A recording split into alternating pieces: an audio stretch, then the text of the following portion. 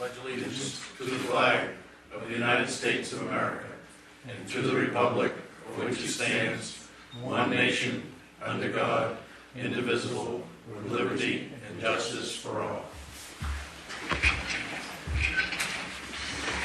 Good evening and welcome to the November 22nd meeting of the Board of Selectmen. Also for those of you that are tuning in, we do have a public hearing this evening, so I'll call that to order. This is a public hearing to receive comment regarding a proposed amendment to the Zoning Ordinance, Article 7, Section 710, Performance Standards. So I'm going to ask Lee J. to give us a brief. This is not new, it's been kicking around for too long. We're trying to wrap some of these things up, so the floor is yours, sir. Good evening, Mr. Chair, board members. Lee J. Feldman, planner for the town.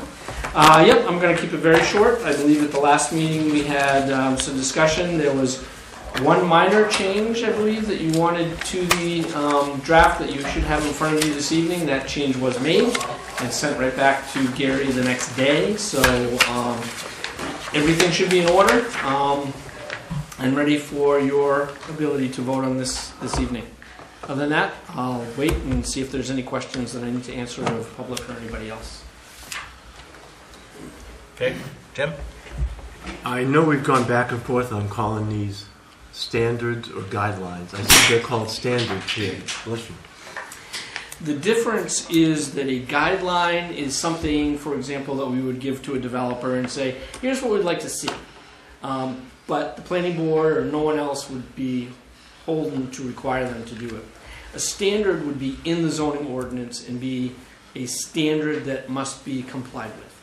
I'm all in favor of the standards. That's why I asked, because I think it's important that it not just be a suggestion, that it actually have some weight behind it. And of course, we as I don't believe Tim, you were around at the time, but we started out with a 30 or 40 page document, and we've been able to whittle it right down to 2/3 of a page, and accomplish, I think, what many of the board members wanted to see happen, and that's to get those developments along those corridors looking a little more presentable and a little more New England-like without breaking the bank. I think it's very well done, and I know people from other towns that have seen this they've started the process of actually trying to adopt something similar. So, Okay. Any other comments or questions from the board? I think one of the issues that you went back to the planning board on, right? And I think, Dwayne, you brought it up, was whether or not we would extend this to any secondary roads in the community, because this is just the main corridor, right? That's correct. I think the planning board reacted to that. That's correct. I think at the last meeting I indicated what their conversation with me was at that time, and they wanted to try and just limit these standards to the main corridors. I know at least one board member that was part of that conversation is here tonight, and certainly she could possibly add some additional comment to that, but they didn't want to try to burden the whole community. I know it's an interesting discussion, certainly, because if you require it on the main corridors, is that going to push development off the corridor where they don't have to comply? And yet it's the main corridors that the planning board felt were the areas that were really visible to the majority of the public, and where they wanted to try and keep this. I think, again, speaking on their behalf, and the conversation that we had was that they wanted, at least initially, to limit it to those corridors, and let's see how things go. My only comment is land value. Are you going to depreciate the land value on 202 and 5 and increase it on your state aid roads, so that you've got development that hasn't got to meet the design standards on the state aid roads versus the state roads? Right. I'm going to answer it without trying to be a wise guy. One part of that answer is certainly I'm not a tax assessor, so I don't know. what will happen, but I think only time will tell, as to whether people are willing to oblige by this and comply and work on doing something on 5 and 202, where the traffic counts are and where they want to be, or are they going to want to get off that road and be someplace else because the initial land values or initial land purchase costs and whatnot would be less expensive. That's a market issue, and I think only time will tell us what's going to happen there. The only other question I got, are you strip zoning by doing 202 and 5? That's what I was going to bring up. I think you are, but that's just my opinion. Possibly. I mean, again, only time's going to tell. The other thing that will limit strip zoning, if you will, or strip type of development is going to be the DOT and the issuance of curb openings. Okay. Judy? Up Up to the mic, please. Come on, folks back home want to hear your melodious voice. My comment about 202 and 5 is that that's already general purpose or commercial, and the village areas are along those corridors too, are they not? So this is just commercial development we're talking about. So is it my understanding that if somebody decides they don't want to build right on 202 and they want to go in an inner street, if that's not commercial, they can't build a commercial building, is that right? No. So then, what's the issue? Anything in A&R, you're going to be able to build anything, but your design standards aren't going to come into compliance because you're not going to be able to use this in your A&R zone or on your state aid roads. So you're opening up the world to look at the A&R zone of the town of Waterboro. So Yeah. it's going to put it on the off-beaten path. Correct. Your development could go, and I ain't saying it's going to go, but it could go to the sidelines of 202 and 5. Because most of Goodwin's Mills Road, West Road, and Townhouse Road, Old Alfred Road is A&R zone. So Right. that would allow any commercial property, they just got to have a few more acres to do it. That's correct. Dwayne is right with that. We have the zoning in Waterboro is somewhat different than a lot of towns in the sense that we don't have like a 500-foot strip running down 202 or 5. We have much larger areas that are zoned A&R in this case that would allow commercial development anywhere in those areas. And these standards would only apply along the 202 and 5 corridor. They're not dictated to which zones they would be required to be in, that dictated to the corridors which they would be located. If it's agriculture and residential, how can you put something commercial in? It's all allowed. Currently, It's allowed. there's a number of uses, and even the agricultural, the farm and forest zone even allows some commercial development in it that wouldn't be allowed in many other zones of that type. Excuse me. I You don't get think- back to the issue of what is the definition of commercial. There are commercial agricultural uses, right? So That's correct. I think that's where when you look at the zoning package in total, in the allowed uses, I think that back when this was all created, those were certainly talked about. That's correct. I don't think a business that's out to capture traffic on a road like 202 or 5 is going to move off to the boondocks just to save a couple bucks on their building. I mean, I think you I still... think I would want to protect that. Protect the land behind the main corridors. And if this, by changing it just to 5 and 202, doesn't protect it, we didn't really discuss that. That's because the intent when we did this was not, we were not talking about zoning. we were talking about commercial development standards. One of the things that we're now starting to delve into is redoing the zoning ordinance, and the last thing we're going to talk about is zones and uses within those zones. We're months away from that. I don't want people to think we're going to be doing that tomorrow. We're months away from that. But that will be the last discussion as to, do we create, in this case, by creating commercial zones, or like the GP zone that runs along a good portion of 202. Yeah. And we take the A&R zones that are behind it, and we change the uses that are allowed in the A&R zone so that commercial uses, as we know them, are not allowed, but they're allowed on the strip, if you will, on the corridor. Then we eliminate that issue. But until we address the zoning Okay. and the zoning uses that are allowed in every zone, we won't get to that. In all honesty, though, I mean, we're talking, 9 months to a year before we really get everything into a situation where we're going to deal with that. I mean, we're seeing, everywhere we're seeing development, but I don't think we're seeing it to the level that is going to really negatively impact those corridors in the short term. I think long term, certainly, more discussion of this type is certainly worthy of having. Like Dennis said, this has been tried several times over the years, and it's always shot down. It has to start someplace, and this is just a simple start, just getting your foot in the door. And it's just a beginning, because every time one of these steel skin buildings go up, everyone looks at the planning board like they're not doing their job, when they're actually building to the standards that we have, which are very minimal. So it's just a beginning.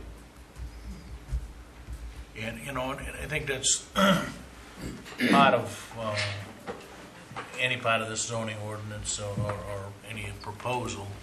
I think, the advantage of us being in a small community and being able to react to this, it has a negative impact. I think it doesn't mean that we can't come back and say it had a negative impact. That's right. And let's pull the plug on it.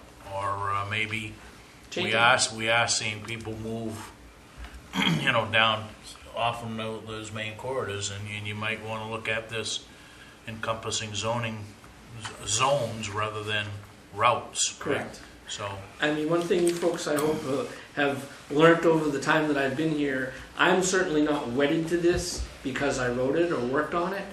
If it needs to change or it needs to go away, so be it. If it's not working for the community, then we need to make changes.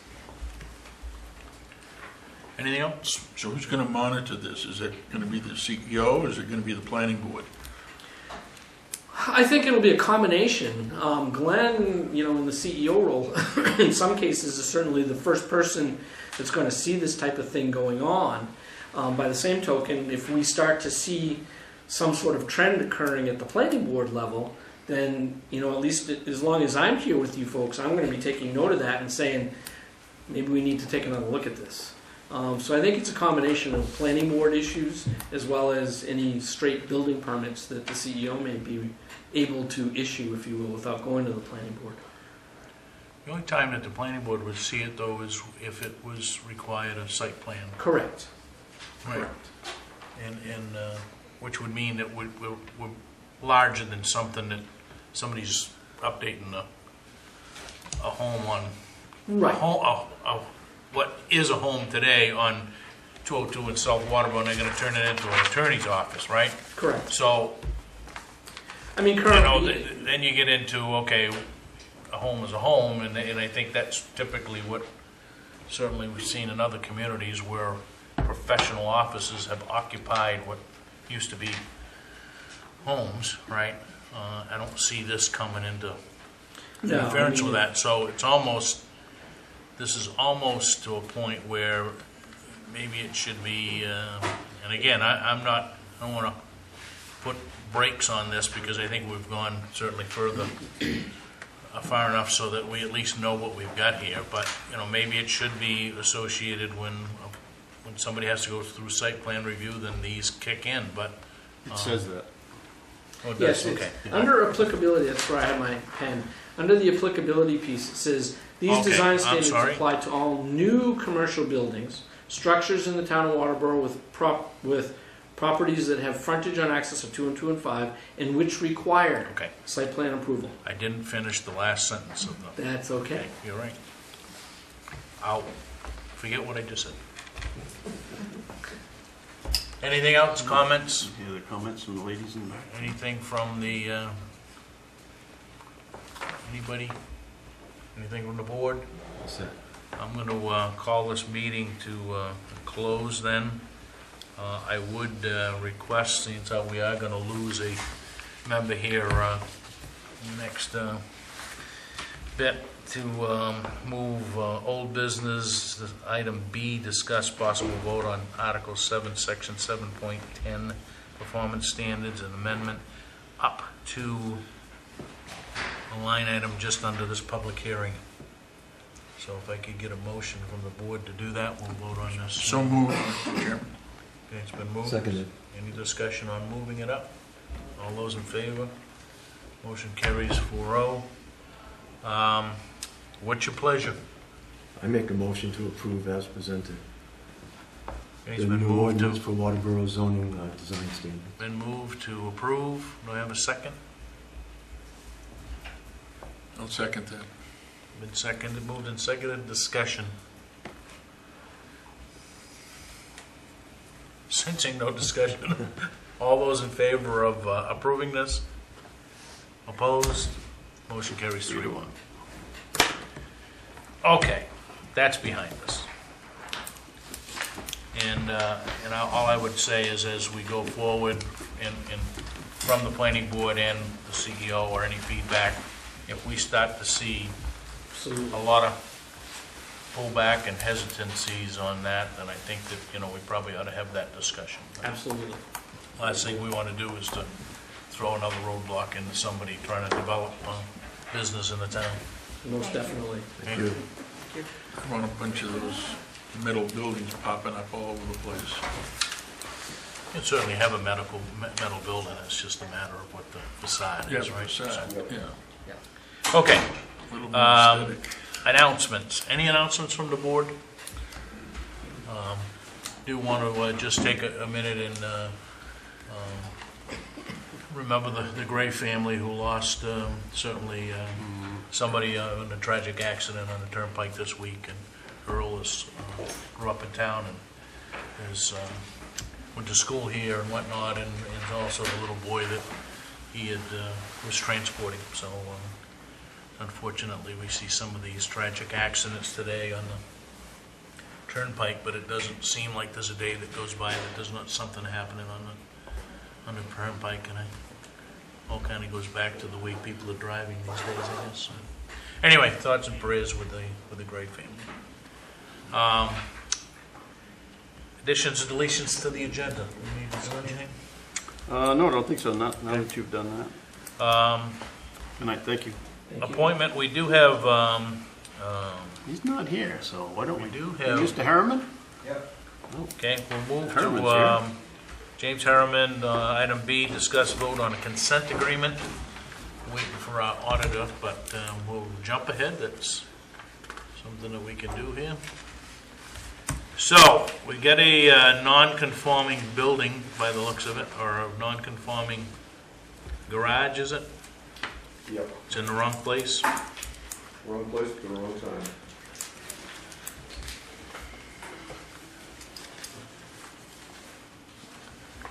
And the property is being sold, and who came up with the finding? Was it the survey for the bank? I'll let Mr. Harriman step up, I guess, and explain Okay, some of this.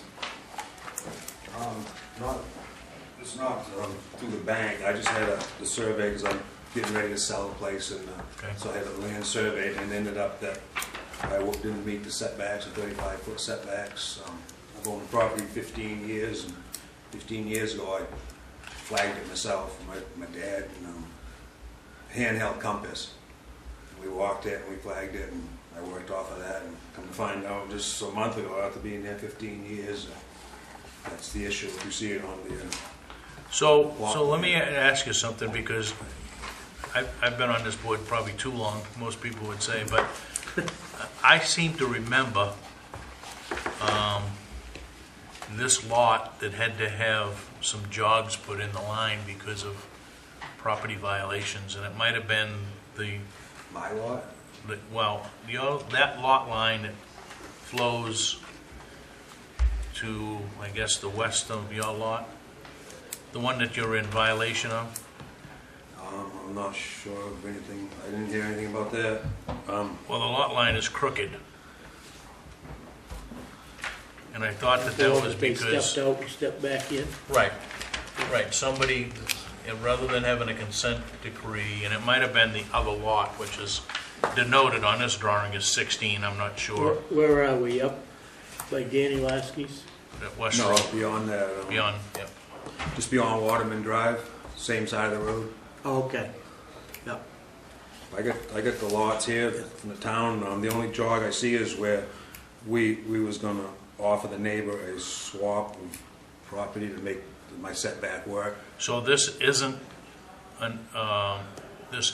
in place now, that jog? That's a proposed jog? Correct. If you have the same map I have. Yep. It's here. Yep. Yeah, that's Okay. that's something. I'm sorry, because surveyed. I know there were a few, and I couldn't recall whether this was one of them, but there were a few lot lines that were changed like this because someone built too close to the line, and in lieu of a consent decree, they decided to swap, a couple of 100 feet of land. I see for a that. You couple hundred feet of go land. up a few lots from mine. I don't know what that's all about. See how they angle off two separate. So was that, I don't know what that's all about. was that a resolution to this that you proposed with the neighbor? Correct. And they were not receptive to She was an that? elderly lady, and she didn't want to. She had bank issues and stuff, and I'm supposed to be 35 feet. I'm 21 in front, 26 in the back.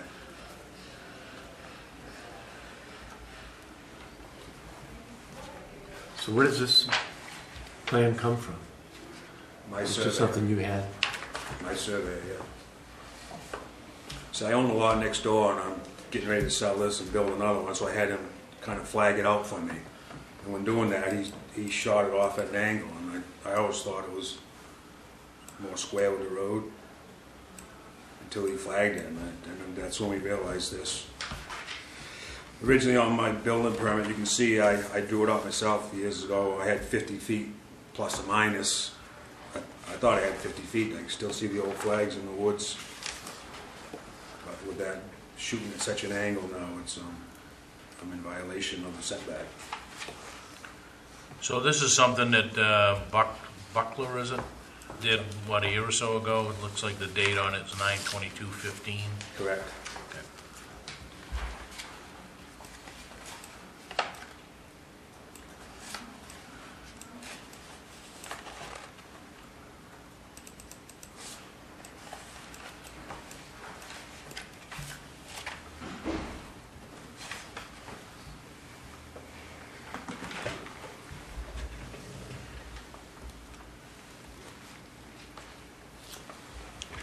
Well, what's your pleasure, guys?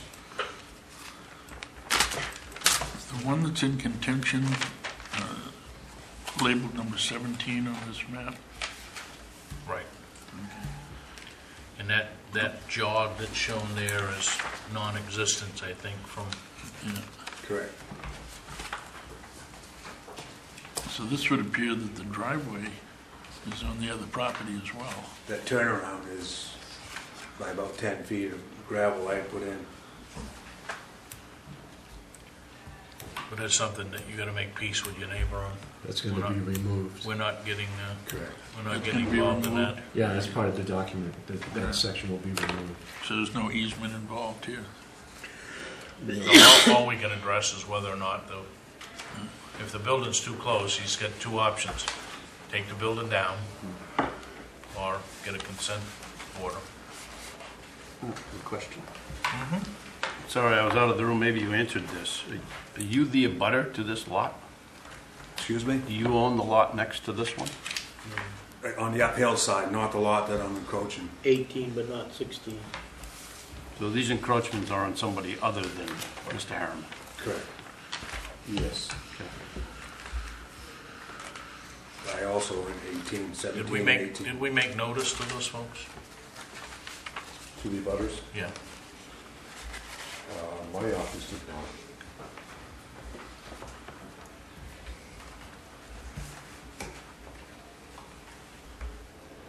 That's the first time I've heard that question, Mr. Chair. Okay. I'm just, you know, Yeah. we're gonna give him he's asking for us to give him something that says this kind of goes away, but which the neighbor. No, that's a valid question.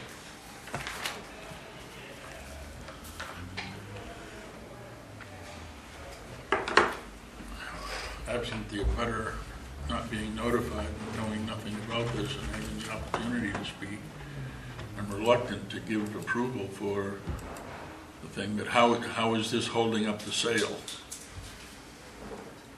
To sell, it has to have the survey. It's going to come with a survey, which is showing that I'm not encroaching You my haven't, setback. Do you you have haven't a, got this on the market as just, No, I've been working with a realtor, but yeah, it's not on the market. Okay, so you No, it's you not don't a- stand to lose so it's not like a you've got potential buyer or something like that right at the moment because there's nothing pressing?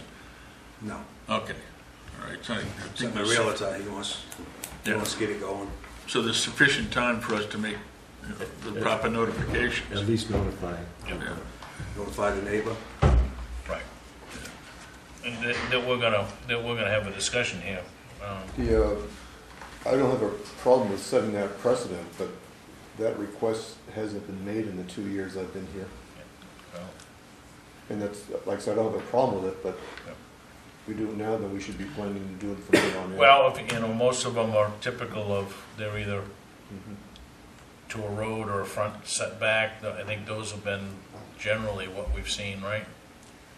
But when 50-50, I you're guess. encroaching on somebody else's, well, I think the last one we did up on Stonegate was Yep, just a vacant lot, right? So Yep. it's the developer that, yep. and he was the one that was gonna be, was gonna be imposed upon, but, so I think maybe going forward, maybe that, No, I think it's gotta be I agree, you know, for sure. You know, another angle on this is he's gonna remove the part of the driveway that's not on his property. If this was a conditional use, we would have allowed him to go within 10 feet of the property line. As long as there wasn't a building within 10 feet on the other side. Right. And you're what, 25 feet away? 21 and 26, because it's at an angle. What was that about the 10-foot? Oh, that would be the minimum, the absolute minimum. but that's on a conditional I use. was gonna say that was a Yeah. conditional use, but it had to be built prior to 77. Right. I'm just saying as an example, this is. more Whose than- subdivision was this? Dean Weber? Don't know when. Oh, Is back it in the 80s, I something. was gonna say, He split a whole bunch of lots right to the top of the hill up there. yeah. And how long have you been there? 17 years. Like I say, I always thought that was my price. It's not much where the house is. When you get way in the back, it's 900 feet deep. It's Yeah. substantial, but near the house, it's These are what we call shoestring lots, and we kind of did away with that type of a subdivision years ago, so.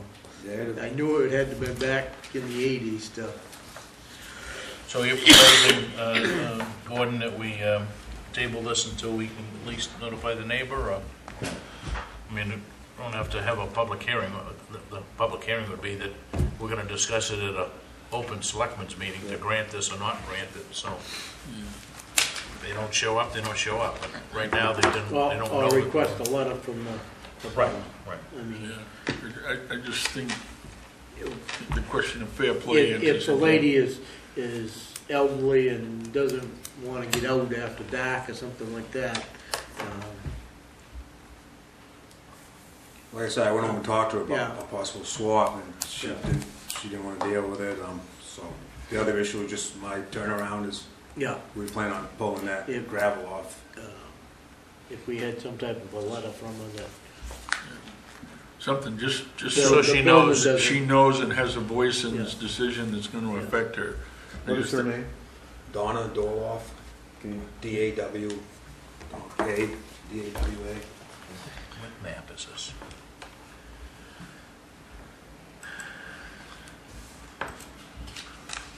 So, you want to make that as a motion, Gordon? Dolloff. Donner, D-A-W-N-A. Okay. I would make a motion that, with respect to this matter, that it be tabled until such time as the abutter has been, has had the opportunity to respond. You want to second that? I will. It's been moved and second to table. No discussion on the table. All those in favor? Opposed? So we will make notification to your neighbor that you've presented this to us. And You want the town to do that? yeah, I would think that we're the ones that are kind of causing the pain here a little bit. So Okay. let's just send a note, give her a copy of what he's proposing, give her an option to, come to the next meeting, and we'll put it on the next meeting agenda. Okay. And, or she can reply that doesn't have a problem with it, that's fine, we'll just read that into the record, Got it. okay? You available 3 weeks from tonight? Am I available? Yes. I am. Right here. Yeah. Thank you. So we'll put you back on that meeting notice, we'll let you know that anyway. Alrighty. Okay, Yes. thank you. Thank you. Still no, Well, Julie called him, and what did you? He thought it was 8 o'clock tonight. He's on his way, just left Buxton. He had it on the agenda for 8 o'clock. and what, You'll have to ask him because I just got hold of 8 him. o'clock, we're all back home and tucked in bed. He'll be here very shortly. What planet scene? Skin him alive. Just track records from previous years. I didn't get. All right, let's move on, any public comment this evening? Let's see, none? I have something I'd like to say, but it may be premature. Oh, what the hell? What the heck? Okay. Bridget McCallum. I've been thinking about this since the weather started getting cold, and I may be talking about something that already exists. And I was going to talk to folks at the Snowmobile Club and the ATV Club first, but in case there are other people out there who might have answers to my question, I am wondering about, in terms of winter recreation in town, for just us who are here, let alone further, future economic development, cross-country skiing and snowshoeing. Because having been a downhill skier, graduating to cross-country and now graduating to snowshoes as I age, I have tried going out around snowmobile trails and found that it was not really probably good for my long-term health because it wasn't really made for snowshoers, let alone snowshoers would be the slowest. So I'm just wondering if there are other people out there who, I know there are trails, there are woodlots, and I think that it would be very interesting if there were a group of people who'd be interested in talking about establishing trails or areas where cross-country skiing and snowshoeing could be fostered, and possibly under the umbrella of the Snowmobile Club, who might go out and run over said trails first to then, especially after a heavy snow. So, Gary's smiling. I will not pursue that. Might be something that I would think that we would, you touch base with the land trust, because I think they have. And then the land trust, of course. They more so than, the Snowmobile Club is gonna have their groomed trails. Right. And that's, it's certainly an activity that could be stimulated Okay. in the right place Yeah, at of the course, right the time, land trust. depending on who wants to. But I would think that maybe the land trust might, I know one of their plans was on the mountain, right, was to have some They were talking about a ski rope slopes tow, and yeah. rope tow and stuff like that, so. So I don't know whose aegis it might come under, but I would like to present it as an idea, being that some snow did fall last night, and some people are happy and some are not so happy. So The challenge is to get the snow sleds to do it at the right time, just to pack it down a little bit Yeah, for but skiing. that would take the coordination, establishing some areas as areas that people would know to go to for such a thing. Where you're safe, where you're not on a road, where you're not, the lake is easier for probably, anyway, we can continue that with people who are interested. And the other challenge is to keep the sleds off after the initial Mm. grooming, and that, you can do that, but the question is whether or not do you groom them? Do you pull a groomer behind a sled? You really want to do it. That's the nicest way to do it. Mhm. We'll s- Well, it's an idea that I wanted to float to see Yep. if it might gather some other interested folks. It might. Okay, It thank you. might snowball. You know It any, might snowball, okay. you know anybody in the local paper that you could put an article in there? I probably got some contacts. Okay. Thank you. Thanks, Bridget.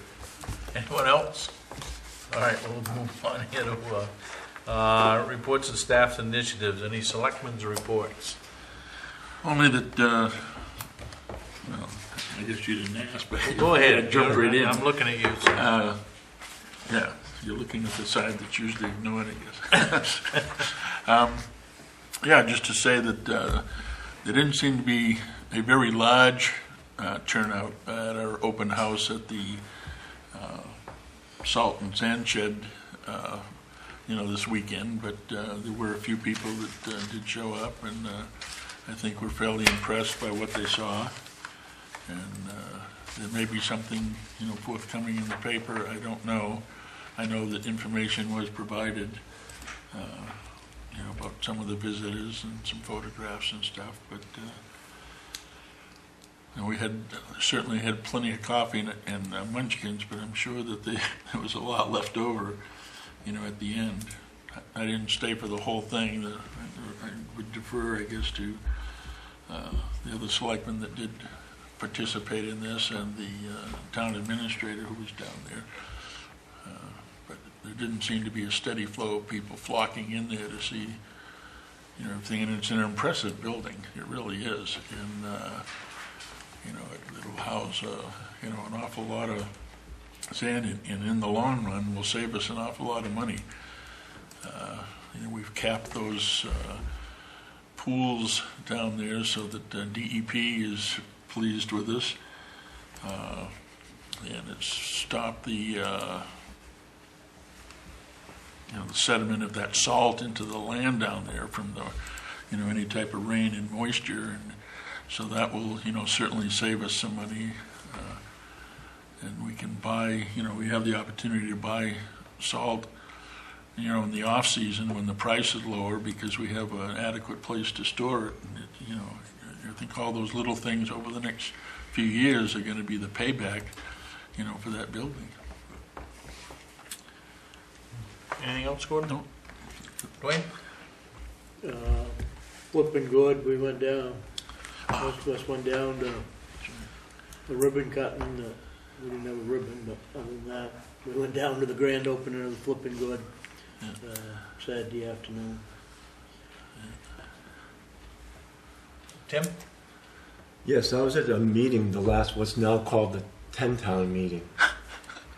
Okay. And our guest speaker was York County Manager Greg Zinsler.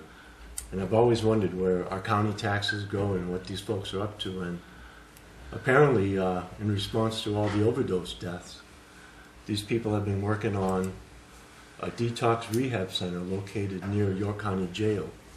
They're going to start out as about 35 beds and go up to 60. And they've worked with the state and law enforcement so that some people, instead of going to jail, if they're willing to try to get cleaned up, will be able to go to the center and go through our program instead. So it's pretty cool behind-the-scenes stuff going on. Good. Anything else, Tim? No, that's it.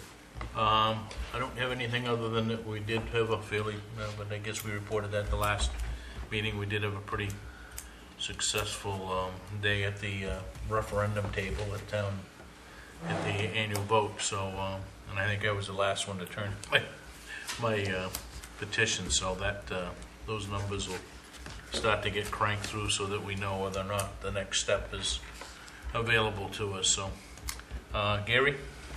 Thank you, Mr. Chairman. Everything over at our library is nice and warm and toasty with a new almost $13,000 boiler over there and tank, so the staff over there is happy to be warm. I'll leave election comments to when we get to that item next in the agenda. Health insurance, unfortunately, is going to be going up 11%, which is a lot, but a lot less than some other entities are having. And I think it's time to have a deeper discussion with the Budget Committee and the Board of Selectmen to take all those health insurance lines throughout our budget and consolidate it into one line. So we may be talking more about that as time goes on. Our volunteer and staff Christmas party is scheduled for Friday, December 9th at the fire station from 5 to 7 p.m. Some more good insurance news, which is kind of rare nowadays, but the workman's comp field rep was down recently, and he told us our mod rate. Well, I don't know much about a mod rate, but he said our mod rate is 0.69, which means that our workman's comp costs are 30% below the average of all 500 plus customers of MMA. He said that is a very good rate to have. So thanks to everybody who works so safely every day in the town. I'd like to announce publicly that the Waterboro 2 deputy, our second deputy, will be Kevin Collins, who is an existing deputy with the York County Sheriff's Office. And we interviewed in one of the last days in September. And the Sheriff's Office has been having challenges filling in the slot when Kevin leaves because of resignations, and they just got another resignation on the Sheriff's Department. So I guess we'll try and have Kevin start January 1st on a 6-month contract. And I do have some numbers tonight if we want to discuss those, which I think is pretty reasonable compared to Sean's contract, because Kevin has not been with the department as long.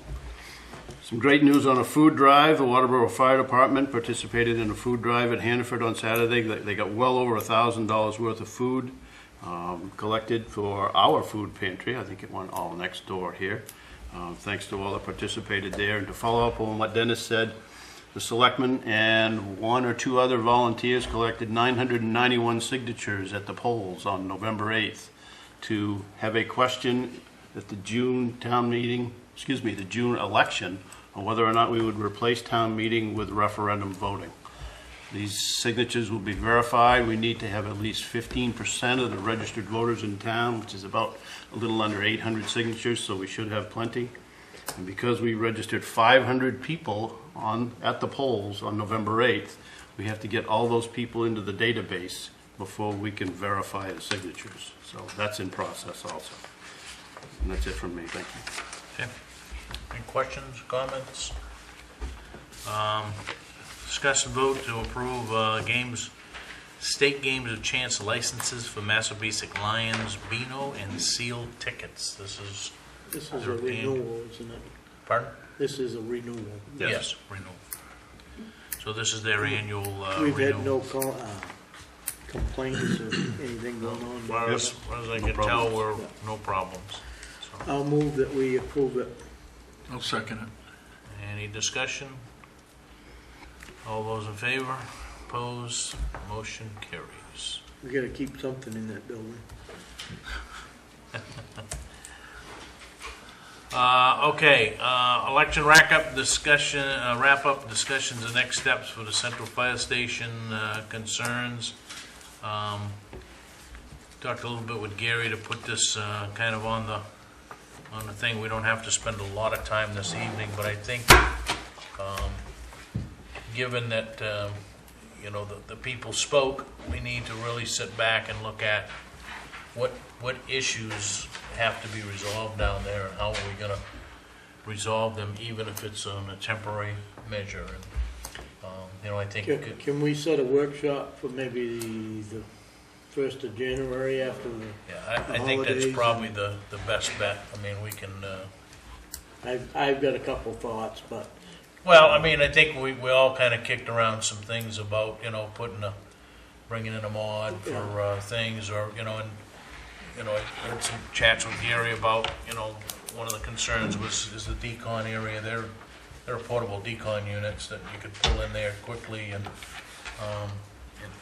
accommodate some things. But I think we need the chief and deputy chief and their folks involved in this, and I think more importantly to make sure that the membership down there understands that we're not just going to throw our hands up in the air and say, well, we lost, and, you know, we'll come back to it. But the other thing that I suggested, Well, the other comments around town was maybe a different building, but, so is it time to start looking 2 or 3 years down the road here? I mean, is that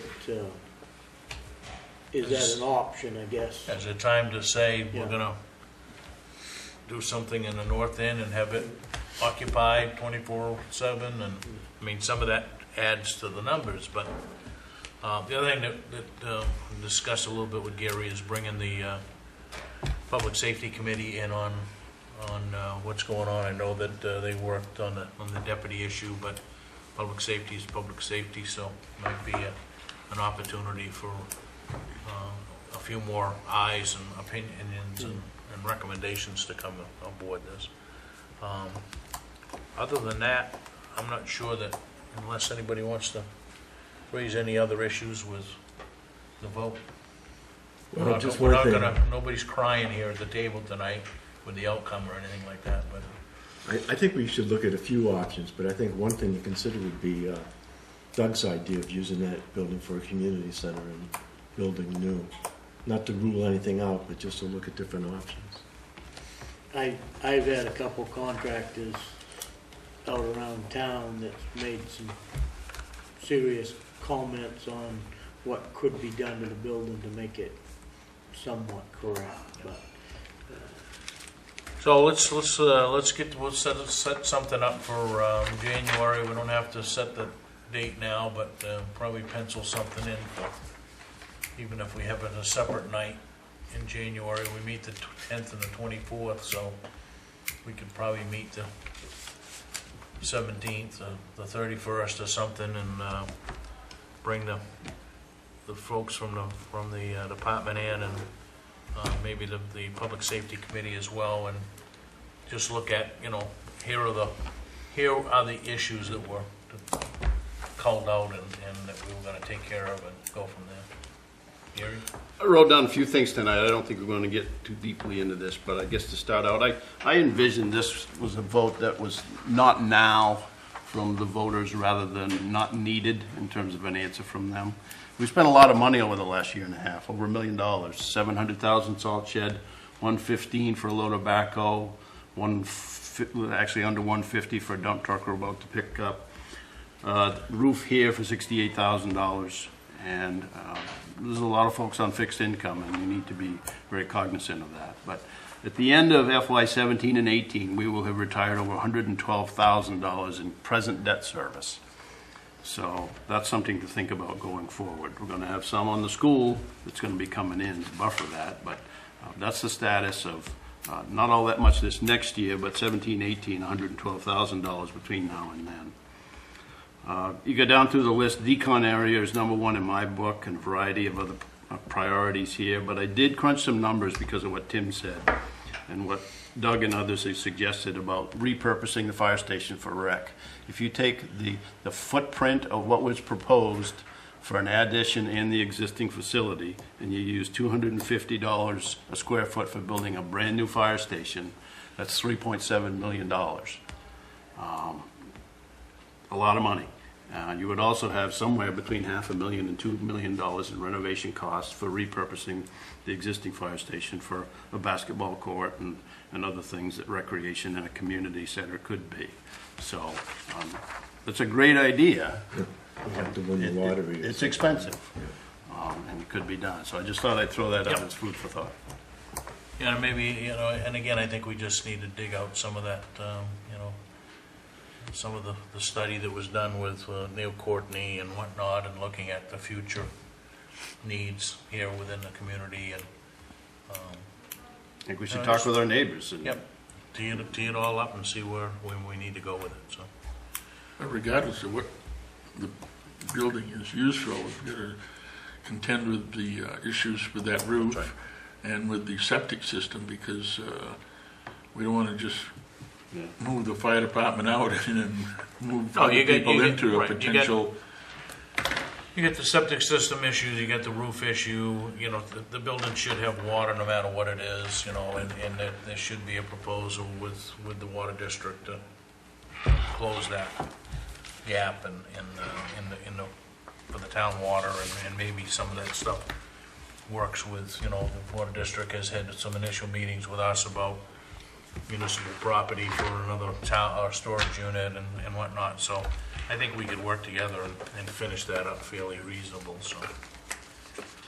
Okay, discuss vote to approve and sign a municipal quitclaim deed for tax map 17 lot 006. This isn't the lot that we found it was in Leamington, right? This is not. Okay. What's your pleasure here? I would presume this is back taxes paid off, or what drove us to? I believe that's what it is they caught up on the taxes. I don't have that in front of me. I know I have this. Yeah, it's to release any matured tax liens, so. So moved. Do we have a second? I'll second that. That's it right there. Any discussion? It says here, August 18th, 2011, book 16-148, page 67 lien, so that must have been now resolved. Been a while. All right, Yep. still have to try to find it here. Okay? All those in favor? Opposed? Motion carries 4-0. Captain John. Okay. We can do shoreline zoning. Shoreline zoning. Well, we're waiting for our auditor to come. Let's talk about shoreline zoning. How about going to 11A first, and then if I decide to get up and leave here. I've got 15 minutes, so Okay? I'll make a motion to move 11A up. Okay, that's just the minutes of the November 1st meeting. And then that way everything is, Okay, I'll all second those in that. favor of moving that forward? Opposed, motion carries. Discuss vote to I'll make a approve the- motion to approve the Okay, November 1st been meeting. moved, do I have a second to approve the minutes? I'll second it. Moved and seconded, any discussion? All those in favor? Opposed, all right. That carries forward. Let's discuss shoreline zoning, old business. Whatever you got to sign. A, I believe, what we discussed in the last time, it's just a matter of everything had been redocumented, right? I'll go over these 4 sections if you want. Can do that if you'd like. Anybody want them to? I think the issue was, It's changes in grammar, I believe, right? right. Mhm. So what's your pleasure with the shoreline zoning? I can be very quick. For all those grammatical, if it was just some housekeeping there, I would move that at this time that we approve the ordinance. It's been moved to approve the shoreline zoning ordinance. Second? I'll second it. Been moved and seconded. Any discussion? No discussion. All those in favor? Opposed? Motion carries 4-0. Thank you, Glenn, for your time and effort. And even though you didn't get the opportunity to drive around the lake with us, it was probably a good thing because you'd have filled up a couple of notebooks of things that you should go back and look at. Yeah, and he would have got his feet wet too because of where you were driving. Yeah. That was the Ossipee tsunami. I want to thank the board for their time and effort in doing this process. Well, again, and I'll say it again with this one, we talked about it earlier. Beauty of this system, if it doesn't work, or it becomes a hardship, or something happens that none of us expected, and the world doesn't come to an end, you know, we can always change the thing, so.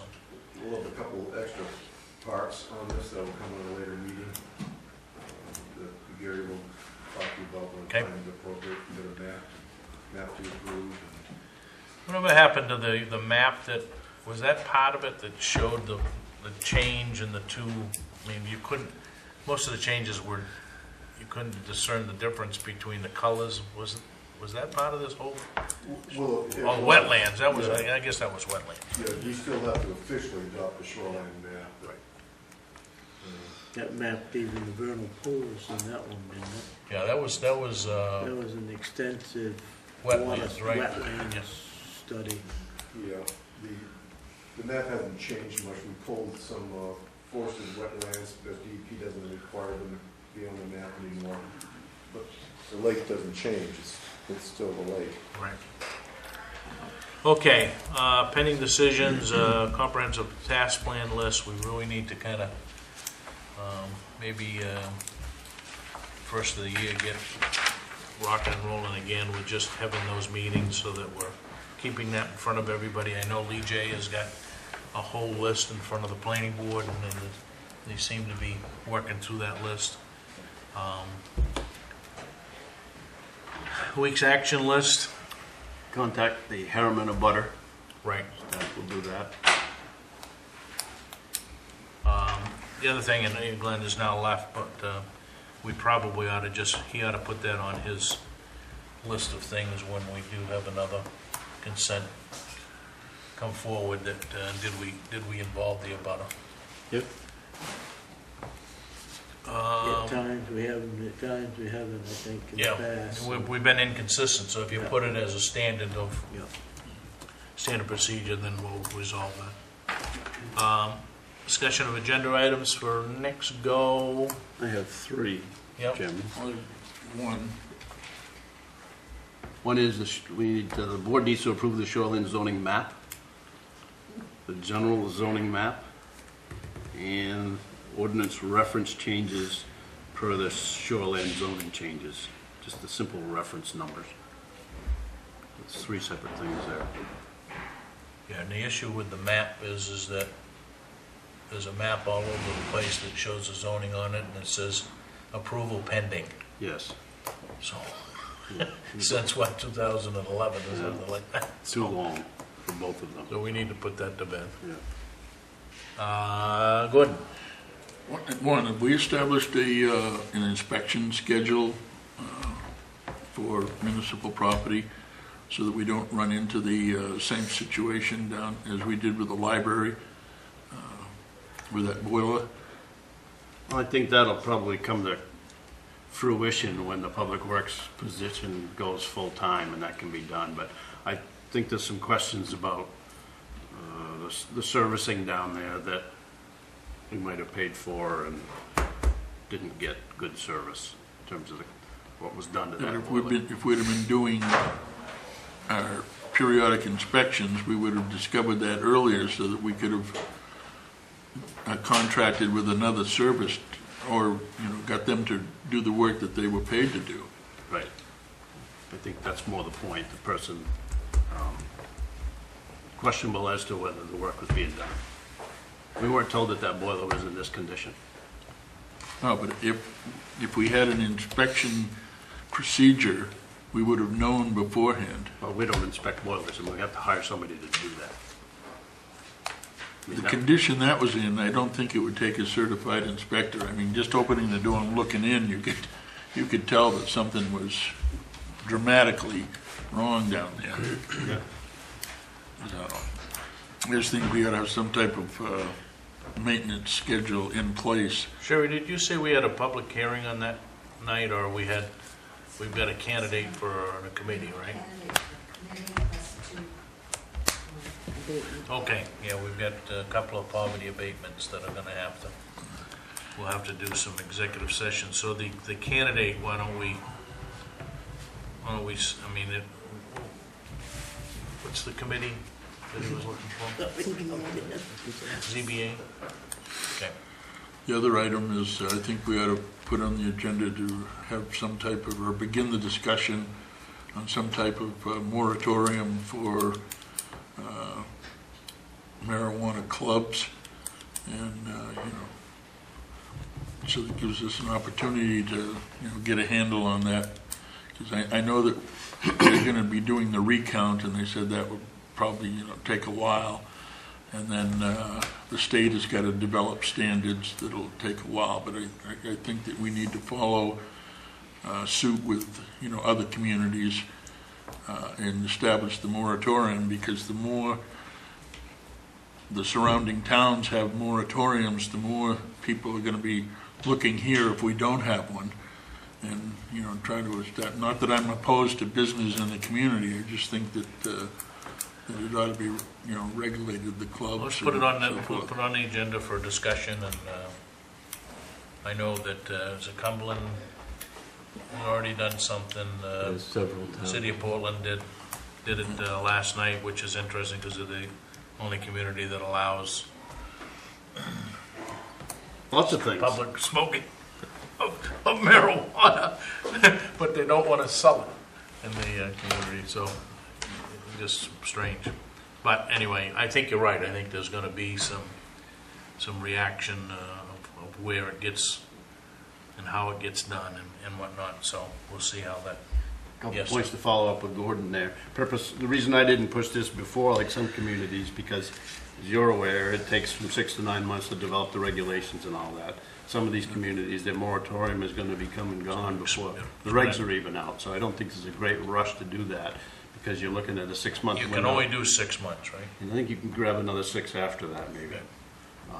And right now, if somebody came in to do something that's not in our ordinance, we would say, you can't do that because it's not a permitted use. So we have to change our ordinance to allow those things also. So we've got 2 things going for us now that are probably good for at least 6 months of protection from those types of things, if that's what we're looking for. But you want, if you're gonna do it, you want that, it's gonna take you 3 months to get the moratorium Yep.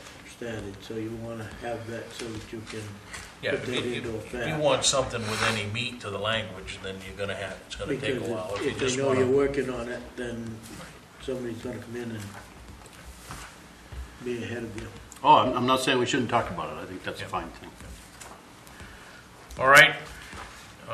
Don't forget the things that need to be signed, and scoot down through those. Maybe shuffle those down to Dwayne before he heads out. Sure. And we'll jump back to our 8 o'clock appointment. I can go last. I'm okay for my sins. We are last now, Yeah, so we're there. you're on.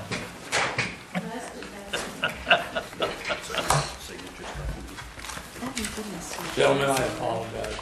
I'm gonna leave you, but I'll watch it on the tape when we get all said and done, so, Have you got the audit? yes. Do you have any questions?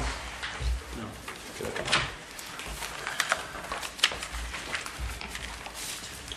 Where do you want to start, Chris? My favorite schedule. You guys should know this by now.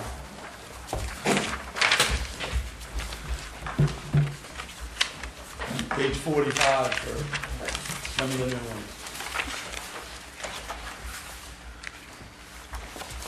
And you brought someone with you tonight? Yes, my time teller. We've been working together, so Okay. we're making our way home. Page 45, Schedule 1, the budget to actual. Yep. This is kind of what everybody wants to know. What's my fund balance, or where did we hit on the budget? Left-hand column is your budget. You start at your fund balance at the beginning of the year. You kind of work your way down what your revenues were. Keep working your way down to your expenses. You come up to the second to last line. Your $3.3 million is your ending fund balance, is what you originally had planned on, but where your fund balance should have been at the end of the year. You started with 3.65, which is the top of the page. So you were using roughly $311,000 of your fund balance to fund current year activity, what we're discussing for June 30th, 2016. Second column is any adjustments, any of your carry forwards, any special town meetings, anything else that happened throughout the year.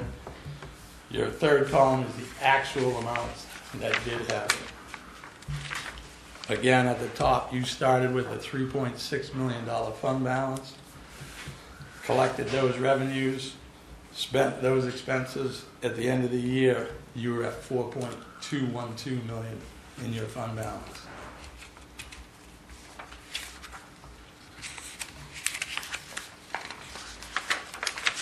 Okay. In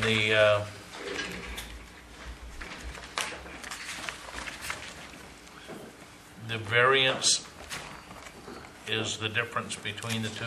No, that doesn't add up. It does if you take into account what you used for fund balance. Okay. But again, this is a very, Oh, I see what you mean, okay. Does the salt shed figure into this page here, Chris? no. Okay. We can talk about that before we get done and what Yep. that is. So this is just the general fund. Yep. So the revenues, we give you a little more detail of the revenues on page 50.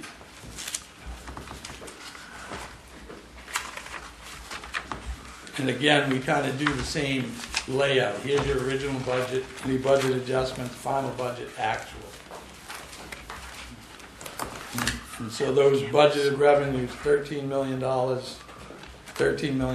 actually collected 13.5, and you can see the different variances per revenue line. So almost, well, not quite half of it, almost half of it was auto excise tax. Correct. Right. That $36,000 of property taxes, that's the voodoo math that you always wonder how I come up with that number. Yeah, that's the Yeah, voodoo economics. voodoo accounting. So then if we turn to pages 51 and 52, you get more detail on the expense side. So you get down into the department level, and those department names should be familiar with the reports you see at every meeting. Your trio report should line up with those. So this would suggest on page 52 that we carried over 508. That was your positive variances worth of expenses. Right. Part of that was, naturally, we don't, you calculate in overlay, but in the original budget. Yeah. But in the bulk of this was, what? Well, almost 100 grand in public works. 77 grand in capital projects. 62 grand in general government. I'm not quite sure why that ends up that way, because Yeah, I thought we ended up paying the more for. capital projects would have been this roof, wasn't it? No. Yeah, that's not in the general government, so. Yeah, I just jumped back on, but. So we need to look at where we're probably, might have over budgeted and underspent. General assistance line on page 51. Yeah, that We was- had somebody move, I think, that was using a lot of rental Yeah. assistance for a while. So your public works line on page 52. Yep, So your original budget was 1.1 million, yep, but then you had a budget adjustment of $53,000. That was a carry forward from June of 15. So that was that road line or that tarring line, or so why wouldn't that show in the original budget? because it wasn't part of that town meeting that Well, I set mean, it. it was because we voted to carry forward. You did, but it wasn't part of that original All right. tax commitment, All right, more voodoo math. yeah, So the total budget for the public works was 1.160. so when you do that, if you go back to the previous year's audit, do you show that 53.3 was carried over Yes, in the previous year's budget? yes. So in this year's budget, where we're carrying over funds, where does that show? You got that. Okay, Any questions on these pages? So back to Schedule 1, you had $4.2 million worth of fund balance. Back on 45 now? 45. yeah, So you got an ending fund balance of $4.2 million. yep, So if we can jump up to page 14. This shows your balance sheet. I know Page the what? 14, 14? yes.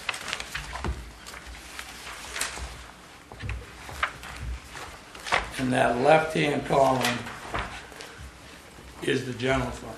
And this is your balance sheet. This is what the picture looked like, the state of the state, or the state of the town on June 30th. Yeah. And you'll see the total fund balance of 4.2 million on the bottom of that. Yeah. But it's broken up into two separate numbers, 1.77 million and 2.4. And the 2.4 is, okay, the 1.7 is what is in the crisis fund And part of your and part capital, of, and whatever is designated, right? page 33, Or committed, right? please. So unappropriated or unassigned, some of which was paper money because it was uncollected, right? The $35,000 adjustment I made to that, yes. But on page 33, it will show your breakdown. Note 7 shows your committed fund balances. All right. And this is a breakdown of all the carry balances, the crisis fund. So the reserved for FY 2017 is what we said in this current budget that we're in is what we put in for unappropriated surplus, right? Exactly. So where do we show the stuff that is now being carried over into this fiscal year? Is that all in this? That's in that note 7. Okay. The first one is the crisis management. The last one is the 500,000. Okay, and then the rest is the, All the different line items Okay. that get All right. carried for that tarn account, hot top account is 51,000. Town roads is 39. So that's about $90,000. so is the 1.1 million 1/12 of this current fiscal year's budget? About 1/12, yeah. So coming up with this, you hadn't set the budget, so Okay. it's based on last year's budget plus a little bit more. It's pretty darn close.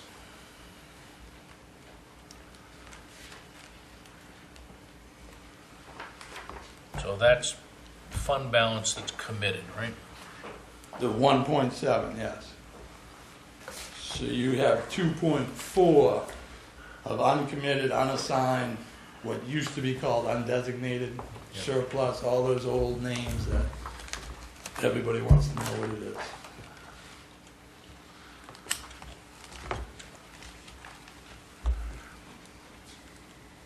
And some of that's paper money. Pardon? Some of that's paper money. Correct. Taxes on a, Non-collected taxes. Uncollected. If you go back to page 14, Yep. you'll see that you actually had $4 million worth of cash in the bank, 4.2. That's the top, the assets up top. Yep.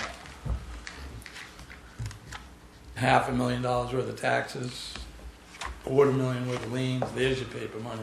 Yep. The amount that was in, you said that we had in the bank, does it show anywhere in here how much money we made in interest off that money we had in there? Not on this page, but on page 50 it will. On 50.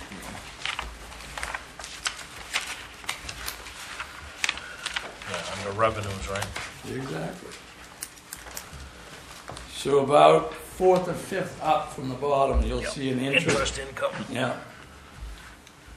So you budgeted 10,000 worth of interest and just short of 14,000 is what you need in interest. Which means that we're not getting a lot. No, we're not. I was, You're earning 0.0 Yeah, what yeah. everybody is earning. Everybody is, Yeah. because there's no, I mean, we're investing, you know, if you look at the balance now, we got $5 million in the checkbook, Yeah. something of that nature. And that's getting sweeped every night, and we're getting 25 cents. Yeah. And that won't change until the rates start to go. 2020. 2020? Okay, write that down. Yeah. Chris says 2020. And you can't do anything. You used to be able to maybe draw it out. Can I invest it in a 90-day CD or 180 or a 3-year? Yeah. And you don't get anything more than the sweep account, than the 30-day CD. There's nothing. Well, we could do an investment, if we had an investment ordinance, right? That allowed us to take some amount of money and invest it in, I mean, you look at the Whatever the conservative ordinance nature said, of what yeah. you got out of ordinance Yeah. and all that good stuff. But you could take some monies You could. and invest, Yes. right, in a market fund or a Municipal whatever. bonds, is there? whatever. I mean, but Yes. and get probably more than what you're getting in a sweep account. Yes. The sweep account's basically very, very low risk. So I would say zero risk, but it's 100% liquid. Yeah, You know, it's cash the very next day. that's why banks love to have municipalities because they consolidate every bit of cash that you got and they Yeah. sweep it every night. Yeah. Our net position at the end of the year, between over-collected revenues and underspent expenses, is that expressed on page 45?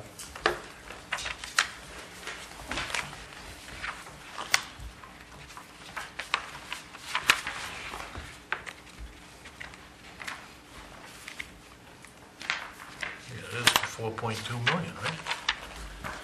The difference there, Chris, is that toward the bottom of page 45, is the difference from plus and minus the 970 toward the bottom there?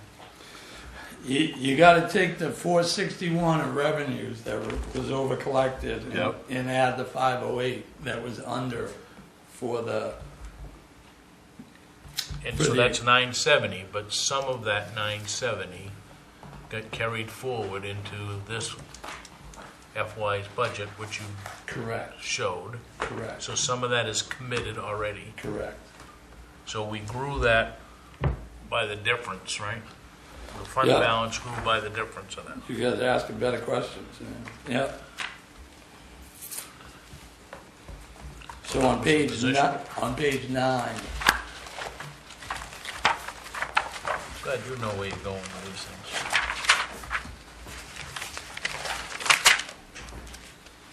What's involved? so there's a table 3 which compares your fund balances from this year with your fund balances last year. And you can see that in 2015, you had on unassigned $1.5 million, which is now up to 2.4. Yep. Your assigned fund balance was 422 last year, at 0 this year. What was that? That was the county tax bill. Okay. All right. And then your committed in 15 was 1.6, and your committed this year was 1.7. So some of that has grown because of the crisis fund. Yep. And some more of your carry forwards. Not that much, but So we use that. I mean, by design, right? I mean, we went in with $500,000 Yes. and appropriated some. On purpose, because we knew it was going to be up from the remains of the county tax collection the year before. correct.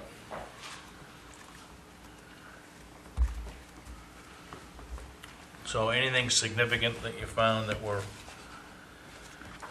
problems, issues? Nothing significant. Great improvements over the years. Getting better with the reporting. Getting Just better. in your management report, there's no Nothing bad. no gotchas. No gotchas. The budget, I think, the way the warrant articles are written for the current year you're in now were changed, where it wasn't taken from Peter Paul on every single article. Yep. So there was one. It was easier to budget that way. I'm assuming. Absolutely. So you're certainly going in the right direction.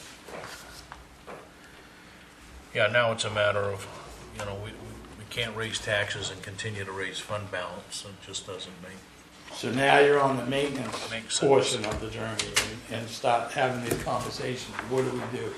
Do we invest it? Do we establish reserves? Do we, capital plans? What do we do now? And it could be an opportunity for us to take some of this fund balance, dedicate it to a capital fund, and that capital fund becomes like a rotating capital fund on an annual basis that we utilize instead of going out. To bond. Right, to Or bond or lease. whatnot. You Yeah. could, and it would kind of be a ongoing account. Some towns The only do, way you can do, the only way you're gonna get caught up on the capital needs is to come up with some mechanism that allows you to reinvest that money. do you like when some towns put money into a capital reserve? Is that an easy way to do it, the way GASB is now? It's the proactive approach or the reactive, do you want to pay for it yourself or do you want to go bond it or lease it? I hate borrowing money. Yeah, but the rates are so low on the borrowing side that, it's a catch-22. Do we want to finance it ourselves or put it away? So do some towns just do a simple article on town meeting floor to put it in the capital reserve? Yeah. Every town is different, some put their roads in, some, have a whole department just for road maintenance. Carry forwards automatically go Yeah, to those? yeah, I like that idea. yeah. Is there a benefit to the town to bring on staff and an investment broker? Or is that reaching too far, or? To have someone in staff to do your investing? Yeah. Well, I think you have to, we just went through this with ecomaine, right? Where there was a policy derived and there now is an investment. There's a certain amount of money that gets invested, but I think you're restricted by who you utilize. I think there's under a state law that says you certainly have to have a licensed person, right? Oh, yeah. And there are some caveats to how you can do it or what you can do, but the risk level is determined by the policy, basically. Correct. And I know what's at ecomaine is a pretty low risk investment, so low risk, you're gonna get a lower return. Low yield. Right? Yeah. But that has to be managed by a firm. It can't be somebody that's working on staff that goes, let's will this Day week. trader. Well, I guess maybe I phrased that wrong. It's like we have the law firm as we have them sort of like on staff. We call them when we want legal questions answered. Correct. If we were to have the same type of relationship with a brokerage house or an investment firm or whatever, is that in the best long-term interest in the town? Are we gonna be getting the maximum amount of return for the tax dollar that we're collecting? I think you have to set your goals and priorities up beforehand through the ordinance or through the committee or through the workshop. What do we want to gain out of this? Is there something, is this the direction this town wants to go? Do we want to hire this? Or I think you need to put the ordinance in place to figure out what your 1 year, 3 year, 5 year plan is. I guess And then I the would question's say a definitely- prelude to, is this something we'd want to do at all? And if not, why spend the time developing an ordinance for something that we're never going to do anyway? But if it's going to be beneficial, then I think work on the ordinance. But if you go back to, and I do have a spreadsheet that, take all of these, take your exhibit and profile it out over the last 15 or 20 years, and if you look at investment credits, basically, back when we were getting something, Oh, yeah. we were doing $160,000, $180,000 a year in a sweep account, not 50, right? Right. So it was 3 times, 4 times bigger. So, and until things change, that's not going to change. But if you're looking to say, hey, you know, we could take and invest some money and maybe take a number, you know, you gotta peg a number and say, okay, we wanna see if we can yield $100,000 in interest a year, right? And we're gonna put that into, that's gonna be the basis for a capital fund, right? Right. Then I think, then you gotta look at, okay, how do we get that and how much do you have to invest to get that kind of return? Yeah. And, can you pull it out of your Right, operations? right, so you gotta be able to say, well, we're willing to take that off the table. Yeah, 'cause it's not 'Cause fluid once it's- anymore. Once it's tied up, it's tied up. right? Yeah. Anything else? I want to get back to your salt shed. Yep. I want everybody to understand how that salt shed loan affected or didn't affect, you know, Correct. bottom line. Okay. You good with everything else? Yep. So the salt shed loan, it's not part of your general fund because it's not part of this operation, it's not part of the day-to-day. It happens once every 20 years. So instead of burying or putting it into the general fund and having this big spike in revenues and a big spike in expenses, we separate it and we bring it outside and have the big spikes happen outside of the general fund.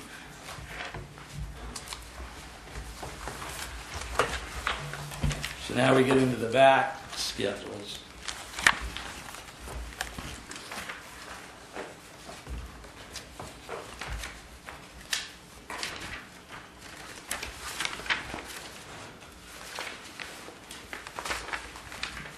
So on page 59.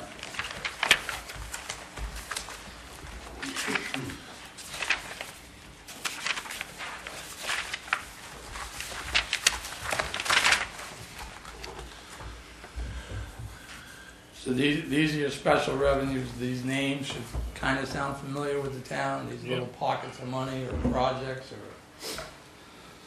That last column is the sand salt shed.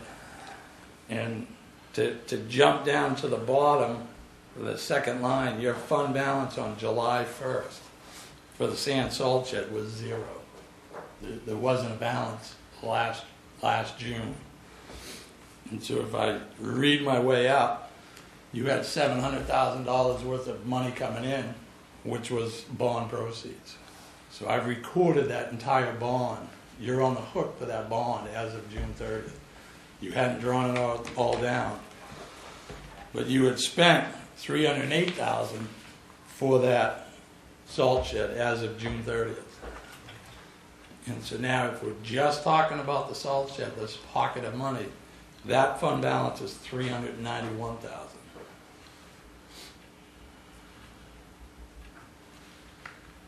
Which has now been spent, or a good portion of it is mostly. And I'm assuming that all of it, or pretty darn close to all of it, have been So the only thing now that goes into the, I mean, you're still gonna account this on an annual basis, right? I mean, well, at least one more year, right? the salt shed will be one more year, so you'll start next year, this current year, with a $391,000 fund balance. Okay, but so how does the debt service now gets rolled into operations, right? Exactly. So now So we're gonna show that debt service went up. correct. So do you ultimately show that $700K being paid off? Not in a perfect world like this. You won't see it go down. You'll see it in our disclosures, our notes and all of that. But your debt service will be folded into your general fund now. So in the current year, in this operations, you raised something for debt service for that salt shed. 70-something thousand, something. Yep. How about that? Have we always treated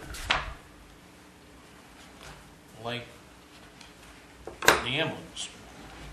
Yeah. Because I guess it's a lease now, right? So it's not a... Correct, but the leases, we never showed the lease as money coming in. Right, so the You bond, The bond went through. the only other time that we had the bond was on the West Road, right? And that was that $200,000 deal, that's long since gone, but... Correct. So that's revenue that we borrowed, the cash, in essence, might not Came have through here physically and went out. came through, Yep. and it now will be spent down. So we don't, over the next, it's 10-year bond? Yes. We don't show that 700,000 being paid off over the next 10 years. Not in the schedules that I just went through. So every Because year, you accounted for it coming in and being spent. correct. And it's gonna be over a 2 fiscal year basis, right? The, So the you show it building coming in, being spent.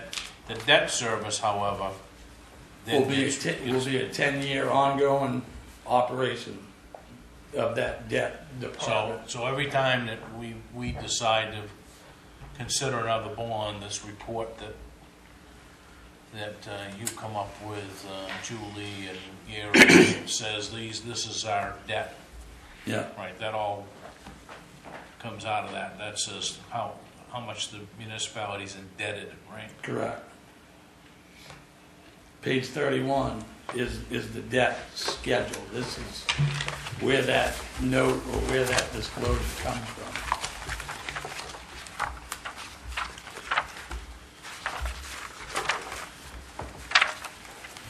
And so that note 5 is long-term debt. All right. And you can see your bonds at the beginning of the year was 0. Yep. You had $700,000 worth of additions. You had no payments, so your balance was $700,000. So this shows the capital leases.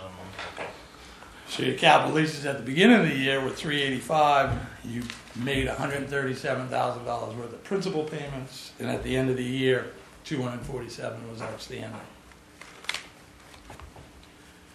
So let me throw another thing at you, and I'm not sure that we've ever had it in here, but maybe we ought to at least start to talk about it. We have an obligation through ecomaine for landfill closure.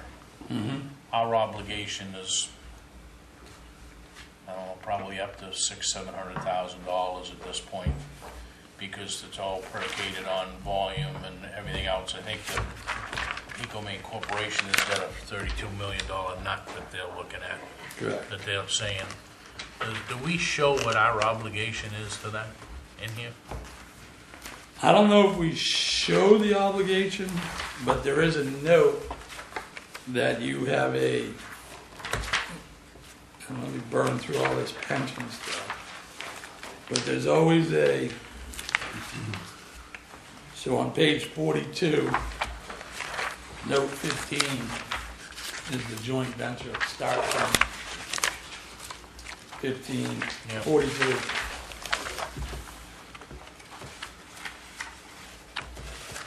All right, so that it does pull it out there.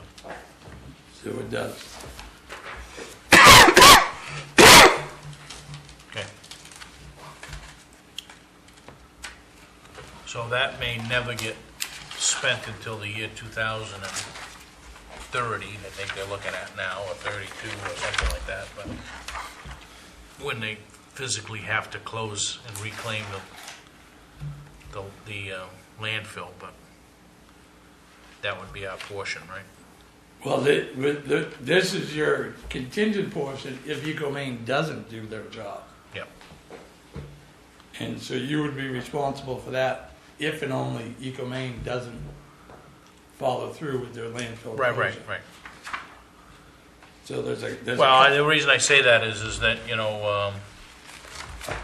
Algonquin pulled out of ecomaine last year, but they left with an obligation they still have an obligation for that. Correct.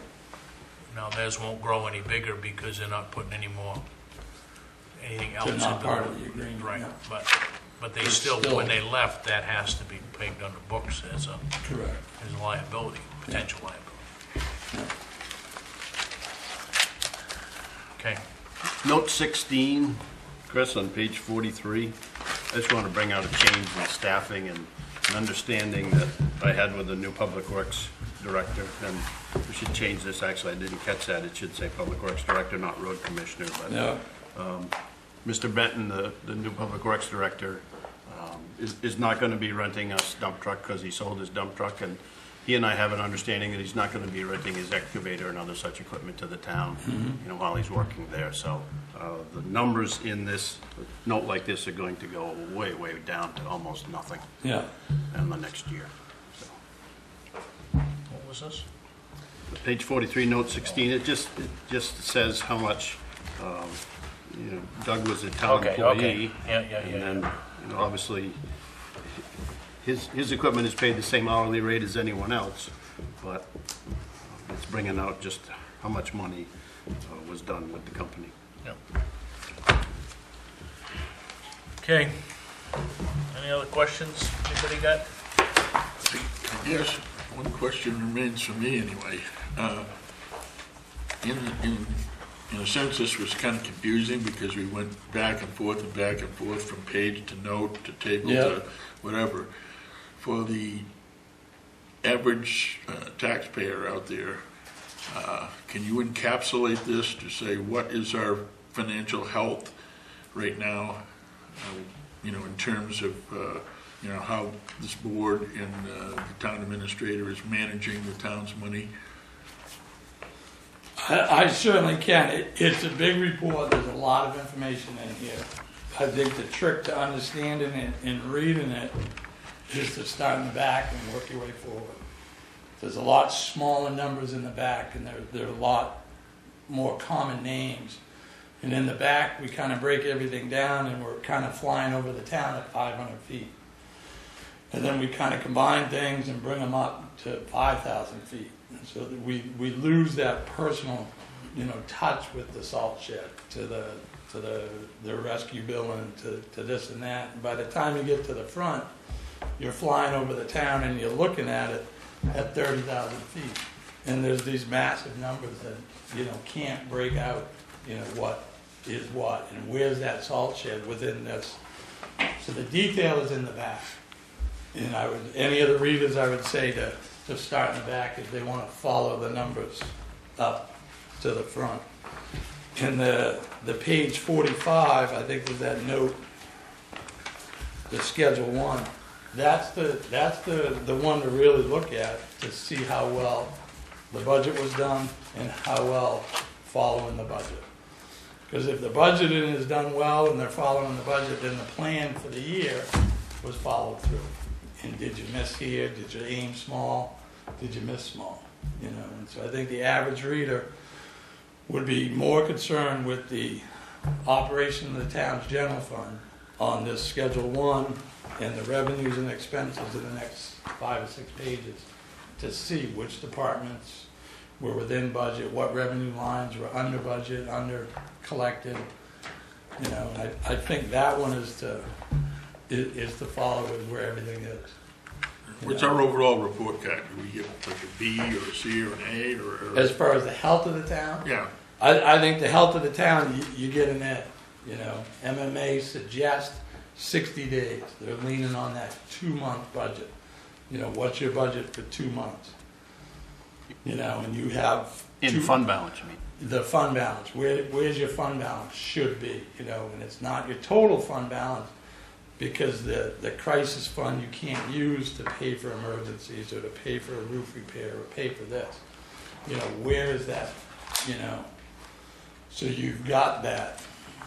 Give me a minute, I'll do some quick math, but you're well over the 60 days. Now, that's for immediate plans. So where is your 3-year plan? Where is your 5-year plan? What's your replacement for your highway trucks, or your, the transfer station needs a new compactor or what? There's no proactive or forecasting for that. So can you take some of that excess of 60 days and put it aside for these buildings, these reserves that will happen, But you have it. There's just, you're waiting for that, I don't want to say crisis, that repair need comes up. So you're in a great position. You're in an A+ position. So now let's take that and take that car for a ride, and let's go fix up the transfer station, fix up this, the library needs this. Let's get discussion. Where can we improve our infrastructure, or we need this in 5 years, The fire station, did that go through? It did not.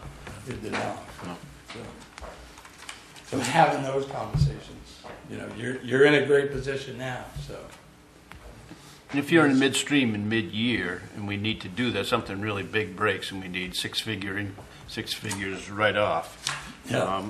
Would you recommend that a special town meeting take it out of fund balance or use the crisis fund? It depends on what the crisis is. Is it a flood? Is it, what is it? Is it? It's a piece of equipment that's just very expensive. I would assume we Yeah. just take it out of fund balance. I would take it out of fund balance. Yeah. But that takes, you have to have a town meeting to do You it. sure will. Right. Yeah. But you have it there, and so should you put money aside for equipment, for buildings, for infrastructure, is there?